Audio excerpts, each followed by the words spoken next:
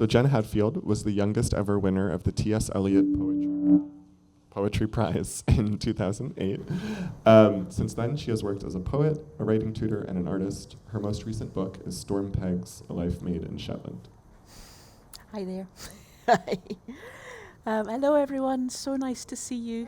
The reason I would like to read two is that I've never read either of them in public before, and I think one of them is going to go slightly better than the other, so that's my rescue poem. I'm going to read the messier one first. But what a treat it is to read poems out loud to people again. Thanks for being here. This is a poem for my uncle. It's called Flip Screen. On this day, 2019, Uncle John sent us as a family another group email. This movie of the fallen snow, a scene from his window. At least the subject header is snow.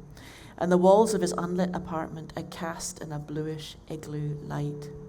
Then the roving lens cuts suddenly, as if he's hit flip screen by mistake, to swerve for a further full dreamscape minute, across his topless midriff, across his belly, long, full and pale, across his gentle man breasts, dizzy whisks of flying white, as he pans smoothly as he thinks, over the scene outside.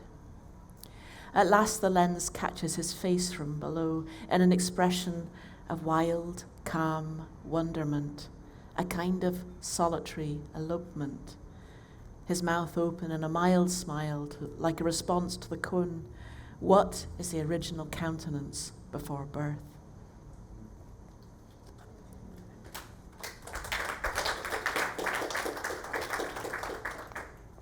It was messy and jolty, but jolty I want, messy not so much maybe. And this is wild garlic for another relative, for one of my two astonishing grandmothers. Wild garlic. It was a great trip, though the come down was this terrible thirst for rain, my mouth a limed hollow, and all night the garlic loud glade repeated on me in psychedelic gusts. The forest floor was a crackling sea, and the sea was on fire with glossy green flames. 100 limbs did rot and drop from loose sleeves of moss. A civilization of straight lines fell, deleted by Lee, and I heard the bark of my long-lost deep green feral gran. Keep your trap shut about this. Breathe not a word to anyone.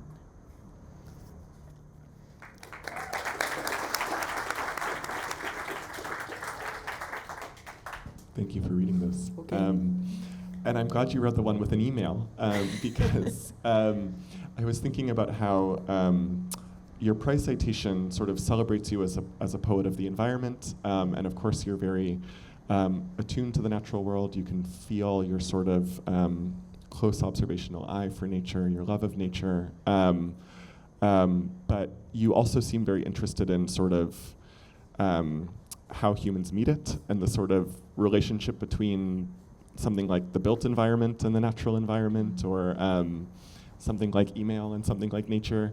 And I'm curious if you could talk a little bit about that meeting, and if, I don't know, does something like email feel like it's encroaching on nature? Does it feel like a false distinction to separate out human from nature in that way? I'm giving myself a beat to think and breathe, and because I'm a slow thinker. Like I need time for the sort of ideas to settle, like snow sometimes. But yes to all of that. I think I'm sort of fascinated and horrified by technology, and I haven't made my peace with technology really, and at the same time, nature works with technology and we are nature, so that is a false distinction that I make in the world, I think. I was very influenced by reading a book called The Shallows by Nicholas Carr, which talked about how how through our evolution different technologies have physically shaped our brains and changed the way that we interact with the world. Ending with the internet, which is a sort of nightmarish, fascinating, horrifying chapter. And I have a rudimentary sense of kind of neuroscience, but I'm constantly fascinated by it and wanting to know how our experiences change what's going on in here, and how things, our experiences, our choices might rewire us. So it's natural and unnatural, and yes, those meeting points are really delicious to me. And I said last night in an event that I felt like I've always cultivated a very small comfort zone around myself. I'm someone who finds a lot of things in the world uncomfortable. It's interesting that Hanif mentioned comfort, actually. At the same time, perhaps not paradoxically, I feel hampered by my own narrow comfort zone, and I want to press it further out all the time. So maybe it's part of that process. Also, I want to be true to the here and now that we're sharing, and I feel like if I'm not challenging myself to see clearly our here and now as much as I can, then I'm not fully living it. So that's my challenge to myself as a creative person, is to try and see as clearly as possible and replicate in different forms, porcelain or words, what we experience, what I experience. I guess it's part of that messy process. Yeah, that's beautiful. And it's sort of, it also makes me think about, so you live in the Shetlands, and you mentioned in your prize video that you're always being asked why you live there, and so I'm not going to ask you that, but you also talk about your love of the language. And I wonder if you could say a little more for us about what it is you love, and maybe specifically, given what you were just saying about trying to capture experience in that way, are there kinds of feeling that the Shetland language feels more apt for, or things you can see more clearly with that language than with English? I love a dictionary. And when I think about the Shetland language, which many folks still call Shetland dialect, and a growing movement of people in Shetland, especially creative people, call Shetland and refer to as a language, not a dialect. My relationship with it has changed in the 18 years I've lived there. What I experienced when I first moved to Shetland was a romance with that language, and I was given the gift of an extraordinary dictionary, a pamphlet from the Isle of Fair Isle. When I visited Fair Isle, I was given this as a gift, and the title of the book is pretty much A to P, a glossary of old Fair Isle words. So A to P, not A to Z. And the author is unknown, and the manuscript was found in the bruck or rubbish of a house in Fair Isle, and the origins are quite hazy, and a 19th century work. 19th century? I'm hesitating there, maybe early 20th. So that editor got partway through their word collection project. They only got as far as P. And not only is it partial in that way, but many of the words in the book don't have definitions. So they'd made a note of words, I think, that they were going to research definitions for, maybe ask folk what a word meant to them, and never got to that point. So it's this perforated, holy, diaphanous thing. It's also full of mythical figures. Like there are these characters called the Guidfiks. I'll spell that. It's Guidfi, sometimes CK, sometimes just an X. The good folks, and these were sort of troll-like, trowie, as we would say, figures, who might be sort of like fairies, they might be ogres. They were called the good folks in an attempt to flatter them so that they wouldn't work ill upon your croft or your lives. And sometimes the definition for those characters is just a name, like Harry Hudgie or Hunter Melfit. What was it? I want to say Glinty Glanny. I think that's one I made up. So I got really into them. And the definition would just be one of the good fix. And I was like, oh, so these are like characters in the community, but again, they're slipping out of reach. They're suffering a kind of extinction. So Ian Crichton Smith talked about how if you lose your language, you lose your whole world. Your world disappears before your eyes. That is very much happening in Shetland.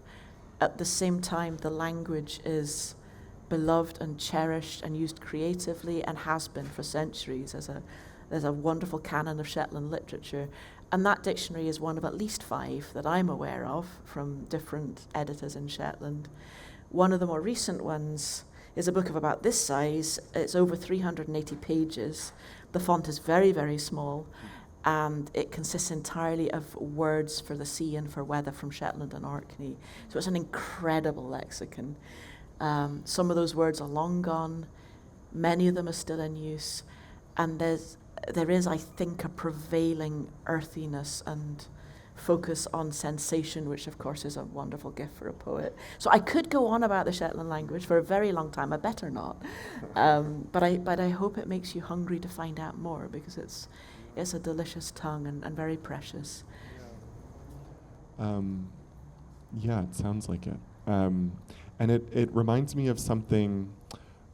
Yesterday morning, Norbese Philip talked a bit about, I can't remember what I asked her, but she talked a bit about her sort of ambivalent relationship to English. It's a language she loves very much, that she works in, but she's also always conscious and wary of its sort of corrupting aspects. It's history, it's the language of empire, it's also the language of commerce, it's the language of email and flip screen. And I wonder if you have your own kind of version of that two-sidedness, that sort of love and discomfort in some way, either with English or with the Shetland language, perhaps in another way. But it seemed like a very productive kind of in it, but not fully in it sort of position that she'd staked out. I want to be fully in whatever there is to be in. I think I really understand that conflicted relationship. Danielle last night spoke really beautifully about writing complex characters, maybe people that we've known and loved and are family to us, either genetically or by the many other ways that we make family, and what happens when those characters say something which we find morally problematic, maybe something from a different time, or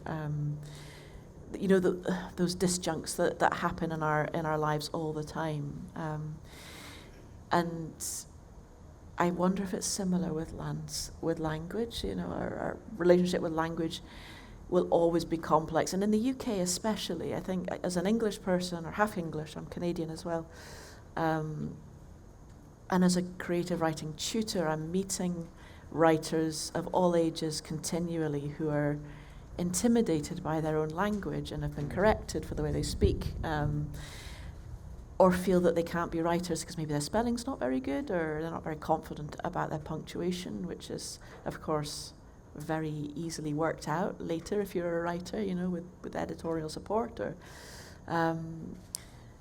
So I want language to be as inclusive as possible, and the heritage is always fraught with history.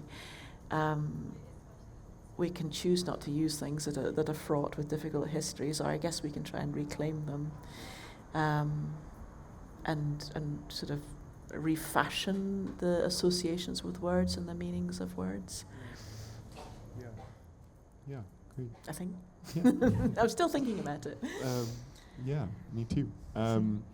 Your turn to choose. This is very nerve-wracking, this Sorry. game show part. Well, you can do it twisted and just choose first again, which we know what the question there is. No, I feel like I have to choose something different, definitely. Yeah. Favorites, lasts, nevers. I'm interested in nevers. I think Okay. a never would be worth a go. Yeah. Maybe. I wish there was a brand tub and I could Very brave. maybe get a little wrapped gift from the bottom.